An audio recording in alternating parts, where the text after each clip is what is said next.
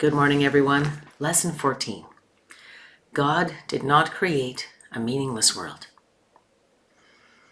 The idea for today is, of course, the reason why a meaningless world is impossible. What God did not create does not exist.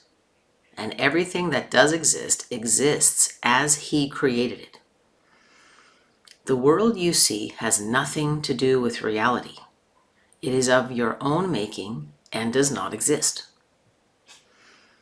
The exercises for today are to be practiced with eyes closed throughout. The mind-searching period should be short, a minute at most. Do not have more than 3 practice periods with today's idea unless you find them comfortable. If you do, it will be because you really understand what they are for.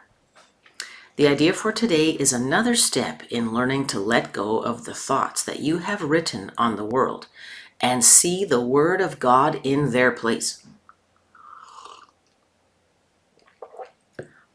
The early steps in this exchange, which can truly be called salvation, can be quite difficult and even quite painful.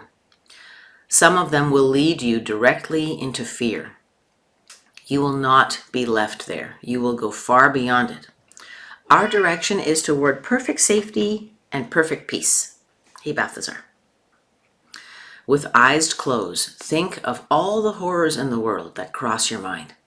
Name each one as it occurs to you, and then deny its reality. God did not create it, and so it is not real. Say, for example, God did not create that war, and so it is not real. God did not create that airplane crash, and so it is not real. God did not create that disaster, and here we're invited to specify. And I will specify the disaster of American politics and the hate that has consumed that country and is spreading outward. God did not create that disaster, and so it is not real. Suitable subjects for the application of today's idea also include anything you are afraid might happen to you or to anyone about whom you are concerned. In each case, name the disaster quite specifically. Do not use general terms. For example, do not say, God did not create illness, but God did not create cancer or heart attacks or whatever may arouse fear in you. This is your personal repertory of horrors at which you are looking. These things are part of the world you see. Some of them are shared illusions, and others are part of your personal hell. It does not matter. What God did not create can only be in your mind and apart from His. Therefore, it has no meaning. In recognition of this fact, conclude the practice periods by repeating today's idea. God did not create a meaningless world. The idea for today can, of course, be applied to anything that disturbs you during the day, aside from the practice periods. Be very specific in applying it. Say, God did not create a meaningless world. He did not create, and we will specify the situation which is disturbing us, and so it is not real. So that's a wonderful act of meditation. Anytime we are mindful of feeling disturbed or upset, we can repeat this. God did not create a meaningless world, and He did not create this situation, and so it is not real. All right, let's begin with eyes closed, and we are invited to think of all the horrors in the world that cross our mind during this short meditation. As it arises, we say, God did not create it, and so it is not real. We are also invited to apply today's idea to include anyone or anything we are afraid might happen. So God did not create cancer, did not create heart attacks, etc. God did not create a meaningless world. And let's settle into the body, noticing the rise and fall of the torso, or the purring of the cat who wants outside. Sorry, buddy, not in the dark. And we're called to notice situations that arise, or we can note anything that we are fearful of right now.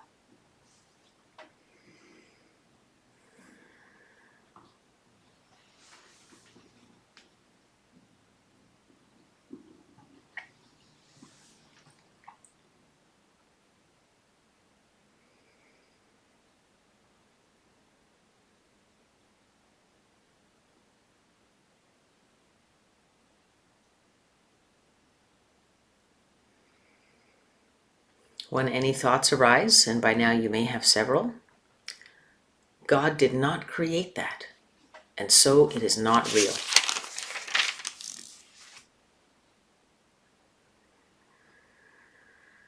God did not create a meaningless world.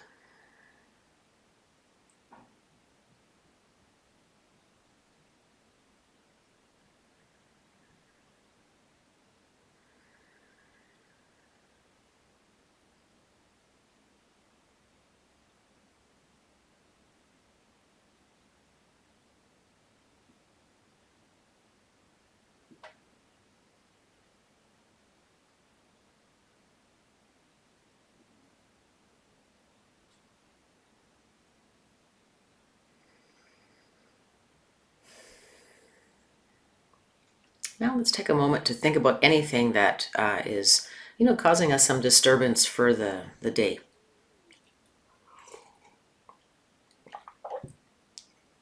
Anything that we may have on the go that is we're not looking forward to, or we're feeling pretty concerned about.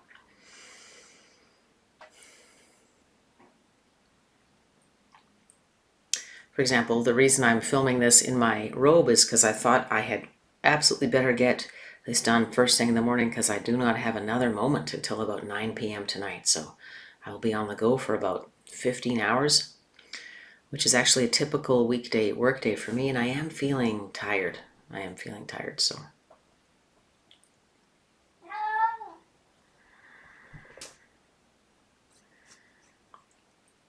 And I recognize that God did not create this situation in which I've got to work so much.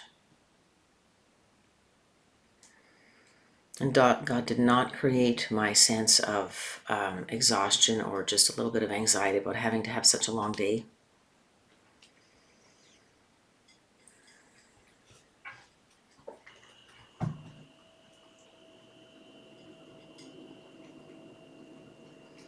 And so it is not real.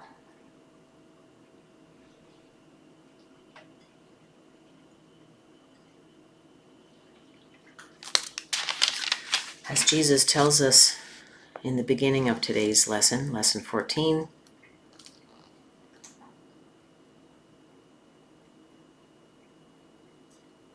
let me find the moment here.